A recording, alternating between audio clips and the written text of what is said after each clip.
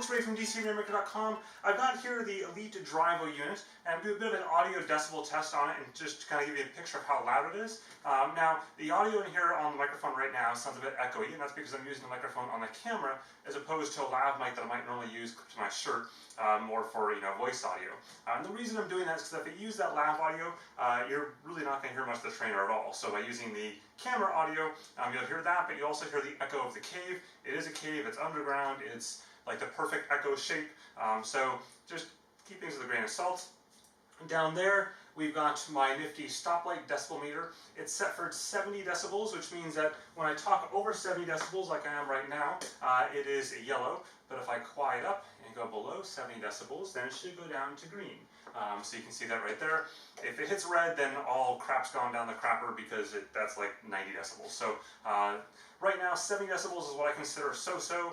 Below that is kind of great. It's good. If it's like 60, that'd be awesome. It's a pretty quiet trainer, not silent, but it's fairly quiet. So one thing on trainers is that it's all about speed. The faster you pedal, for resistance control trainers anyways, the louder it's going to get in terms of the speed itself.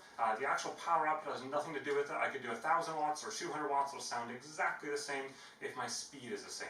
So what I'm going to do to kind of level out all my trainer tests, I try to keep them about 20 miles an hour, which is pretty much the fastest you're likely to go on most trainers indoors, because most people aren't going faster than that, but if you are, it's not a huge difference anyways. And then I'm also saying that 200 watts on here, just for the hell of it, doesn't really matter. So with that, when we get started, I'll get going, and then what I'll do is I'll let you hear what things sound like once I'm up to speed. Now I haven't quite made sure I'm in the right gears here, so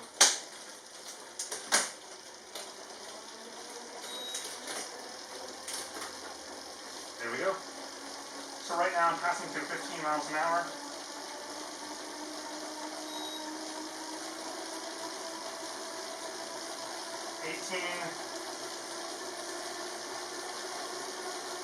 And settling on 20. So give it 10 seconds to listen to this.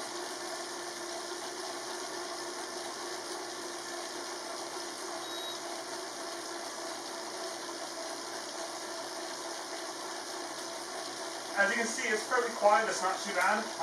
You're probably hearing more of the gear drivetrain from my bike than you are necessarily from the trainer. It's not the cleanest right this second, but I think it's about average for what most people would have. Now we're going to do a bit of a sprint. You can hear the sound roll up.